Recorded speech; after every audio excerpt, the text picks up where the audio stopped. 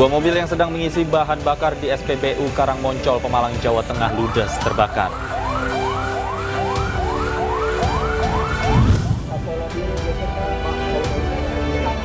Purnawirawan polisi penabrak mahasiswa UI hadir dalam proses rekonstruksi ulang di Jagakarsa, Jakarta Selatan.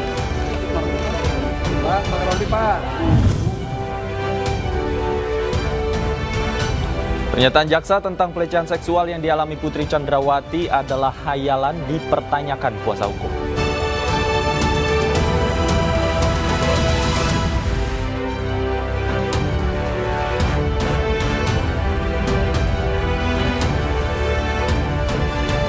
Selamat sore pemirsa, demikian tadi berita pilihan iNews sore bersama saya Stefani Patricia. Dan saya Davi Pratama. Pemirsa, sebuah mobil yang sedang mengisi bahan bakar di SPBU Karangmoncol, Pemalang, Jawa Tengah ludes terbakar. Tidak ada korban jiwa akibat kebakaran ini, namun kerugian mencapai puluhan juta rupiah.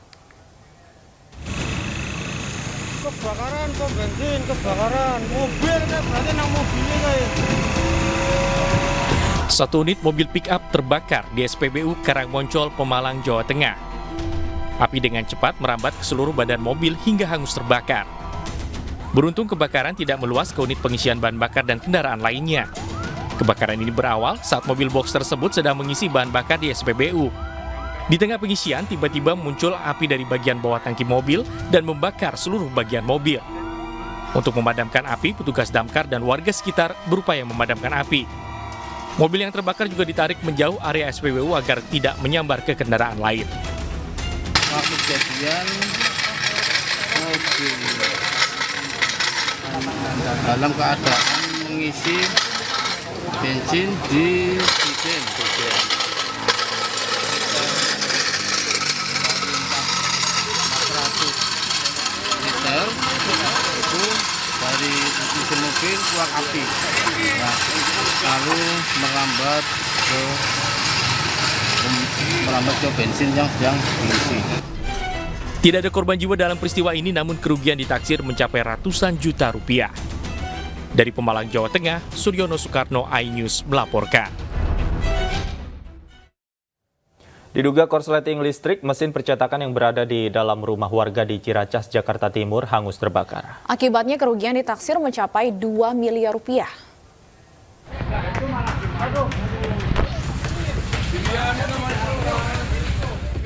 Kepulan asap tebal terlihat saat kobaran api membakar sebuah mesin percetakan yang ada di dalam sebuah rumah di Jalan Raya Centek, Ciracas, Jakarta Timur, Kamis pagi.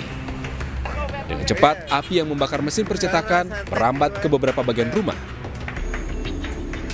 Petugas pemadam kebakaran yang tiba di lokasi langsung berupaya memadamkan api. Suara ledakan beberapa kali terdengar saat kebakaran terjadi.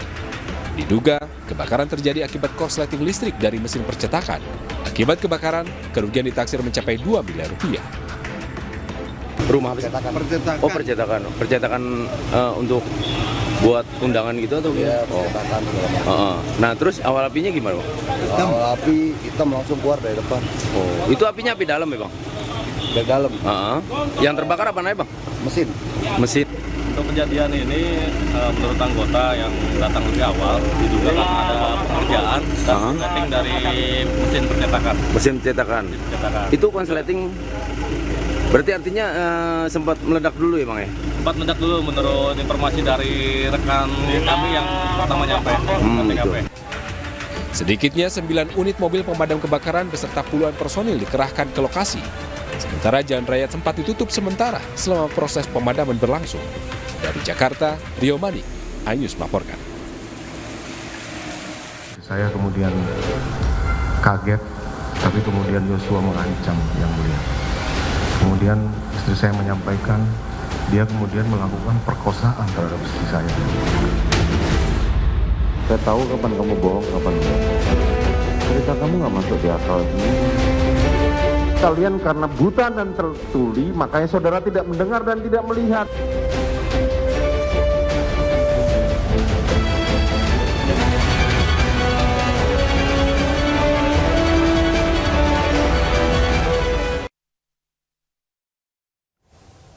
Pemirsa, hari ini Putri Chandrawati menjalani sidang lanjutan kasus pembunuhan berencana Brigadir Yosua dengan agenda duplik atau memberikan tanggapan atas replik dari JPU. Dalam sidang, tim penasehat hukum Putri Chandrawati mempertanyakan pernyataan penuntut umum tentang pelecehan seksual yang dialami Putri adalah hayalan.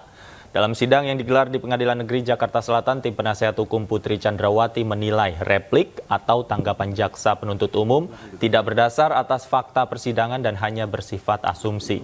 Padahal menurut tim penasehat hukum, pelecehan seksual yang dialami Putri terbukti dalam sidang. Sebelumnya dalam sidang replik, JPU meminta majelis hakim menolak seluruh nota pembelaan para terdakwa.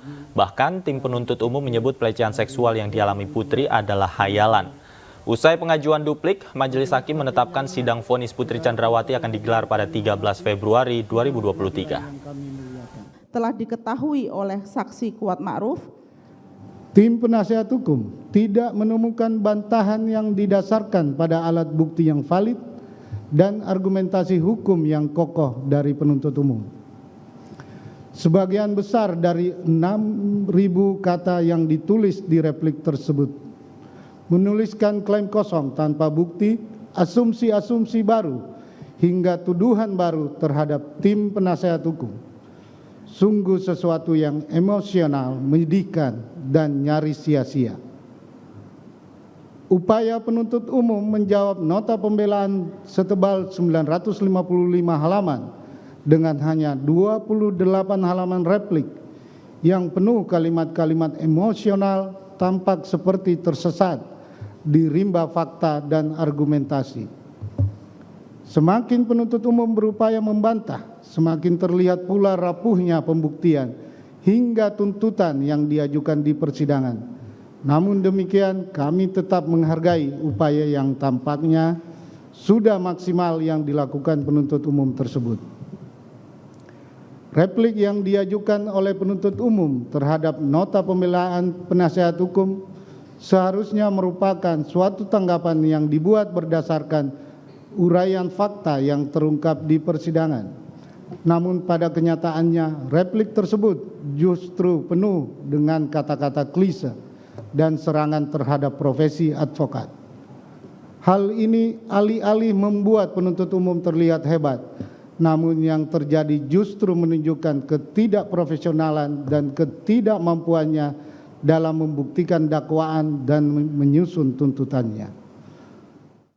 Asumsi penuntut umum yang menyatakan bahwa kekerasan seksual tidak terjadi pada terdakwa, meskipun fakta di persidangan mengungkapkan terdakwa benar-benar mengalami kekerasan seksual dan hal tersebut didukung dengan 4 jenis alat bukti yang terungkap di muka persidangan dan bersesuaian satu dengan lainnya. B. Asumsi penuntut umum yang hanya didasarkan pada penggalan satu keterangan saksi Richard Eliezer Pudihang Lumiu yang berdiri sendiri dan tidak bersesuaian dengan alat bukti sah lainnya. Baik, setelah dibacakannya duplik, maka tibalah saatnya majelis akan mengambil putusan terhadap terdakwa, yakni pada tanggal 13 Februari. Pada terdakwa diperintahkan kembali ke dalam tahanan. 13. Sidang perkara nomor 797 Pit B 2022 atas nama Putri Chandrawati dinyatakan ditutup. Selain Putri Chandrawati, Richard Eliezer juga menjalani sidang dengan agenda pembacaan tanggapan atas replik dari JPU. Dalam sidang kali ini, tim penasihat hukum Eliezer kembali menekankan status Eliezer sebagai justice kolaborator. Kuasa hukum Richard Eliezer, Roni Talapesi, mempertanyakan makna eksekutor dalam replik JPU. Menurut kuasa hukum, jaksa penuntut umum sama sekali tidak mempertimbangkan peran Eliezer sebagai justice kolaborator. Padahal Eliezer secara konsisten mengungkap fakta penembakan di Duren 3, Jakarta Selatan. Sebelumnya Richard Eliezer dituntut 12 tahun penjara oleh jaksa penuntut umum. Peran Eliezer sebagai eksekutor dinilai memperberat tuntutannya. Prosedur atau SOP penanganan perkara tindak pidana umum yang berlaku sebagai eksekutor atau pelaku yang melakukan perbuatan penembakan kepada korban Nofriansah tidak dapat melawan kekuatan besar di luar kehendaknya, maka ada alasan pemaaf dan pembenar yang dapat menghapus dari tanggung jawab pidana. Izin dilanjutkan Yang Mulia. Izin melanjutkan Yang Mulia. Putri Chandrawati dan Barada Richard Eliezer hari ini membacakan duplik atau tanggapan atas replik jaksa penuntut umum dalam kasus pembunuhan Brigadir Yosua. Dan untuk mengetahui informasi selengkapnya, kita langsung bergabung bersama dengan Aya Nufus langsung dari Pengadilan Negeri Jakarta Selatan. Aya, apakah sidang duplik sudah selesai? Ya, selamat sore Stefani, Davi dan juga pemirsa. Sidang duplik terhadap terdakwa Richard Eliezer dan juga Putri Chandrawati ini sudah selesai, dan juga khususnya untuk terdakwa Richard Eliezer ini baru saja selesai, dan kita ini rekan-rekan media tengah mendengarkan statement yang diberikan dari kuasa hukum terdakwa Richard Eliezer, dan tim penasihat kuasa hukum Richard Eliezer ini melakukan upaya pembelaan terakhir begitu atas tuntutan pidana 12 tahun penjara terhadap kliennya dalam kasus pembunuhan berencana Brigadir Yosua sebelum nantinya majelis hakim menentukan vonis terhadap seluruh terdakwa. Dan sidang tadi dimulai sekitar pukul 15 waktu Indonesia Barat dan berakhir baru saja sekitar pukul 16:05 waktu Indonesia Barat. Dan dalam sidang duplik kali ini, tim kuasa hukum dari terdakwa Richard Eliezer, begitu Stefani, David dan juga pemirsa, menyampaikan fokus dari persidangan duplik, yakni pembelaan terhadap replik yang disampaikan oleh jaksa penuntut umum ini berfokus pada perintah yang disampaikan oleh terdakwa Ferdi Sambo terhadap Richard Eliezer pada saat mengeksekusi almarhum Brigadir Yosua di rumah dinasnya di Duren 3. Dan penasihat hukum dari Richard Eliezer ini mengatakan bahwa Richard Eliezer ini merupakan anggota BRIMOB yang memiliki tingkat keloyalan yang sangat tinggi, karena memang Richard Eliezer ini hanya diajarkan untuk mematuhi dan menjalankan perintah dari atasannya. Dan ini mengingat juga pada saat eksekusi ini ada perintah dari terdakwa Ferdi Sambo, yakni untuk menembak begitu dari almarhum Brigadir Yosua ini juga dalam keadaan mengenakan seragam begitu, dan ini artinya memberikan perintah yang sangat sulit untuk ditolak oleh terdakwa Richard Eliezer.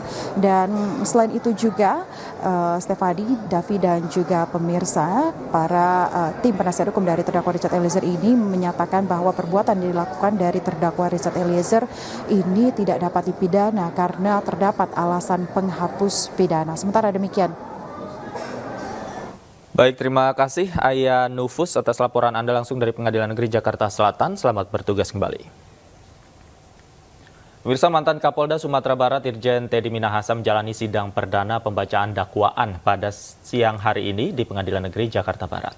Kuasa hukum Teddy Minahasa langsung membacakan eksepsi atau nota keberatan terhadap dakwaan yang dibacakan JPU karena dinilai kasus ini masih terlalu dini untuk disidangkan. Kasus penilapan dan pengedaran narkotika jenis sabu yang menyeret nama mantan Kapolda Sumatera Barat Teddy Minahasa memasuki babak baru. Siang tadi, Teddy Minahasa menjalani sidang perdana pembacaan dakwaan oleh 14 jaksa penuntut umum di ruang utama Pengadilan Negeri Jakarta Barat. Dalam dakwaan terungkap Teddy 2 kali meminta AKBP Dodi Prawira Negara sebagai Kapolres Bukit Tinggi untuk menyisihkan sebagian barang bukti sabu. Akibat perbuatannya, Teddy Minahasa didakwa pasal 114 ayat 2 Undang-Undang Republik Indonesia nomor 35 tahun 2009 tentang narkotika. Sebelumnya, kuasa hukum Teddy Minahasa, Hotman Paris Hutapea, mengatakan akan langsung menyampaikan eksepsi terhadap dakwaan yang akan disampaikan. Sidang ini dianggap masih prematur karena sejumlah saksi belum diperiksa hingga saat ini. Saksi tersebut yaitu para petinggi yang turut menyaksikan pemusnahan narkotika jenis sabu di Sumatera Barat lalu. Inti kasus ini adalah apakah pada saat mayat itu dikubur, maksudnya narkoba itu dihancurkan, apakah saksi-saksi melihat benar nggak narkoba itu dihancurkan? Ya kan? Ibaratnya tadi, kalau ibaratnya orang udah meninggal, benar nggak udah dikubur mayatnya? Kalau tiba-tiba jalan-jalan di Jakarta, nah, jadi inti pokoknya adalah ternyata dalam kasus ini satupun pejabat yang menyaksikan penghancuran sabu tersebut nggak diperiksa sebagai saksi. Polisi menangkap seorang anak pejabat di Wajo pelaku penganiayaan terhadap seorang juru parkir. Kami akan kembali dengan informasi selengkapnya sesaat lagi.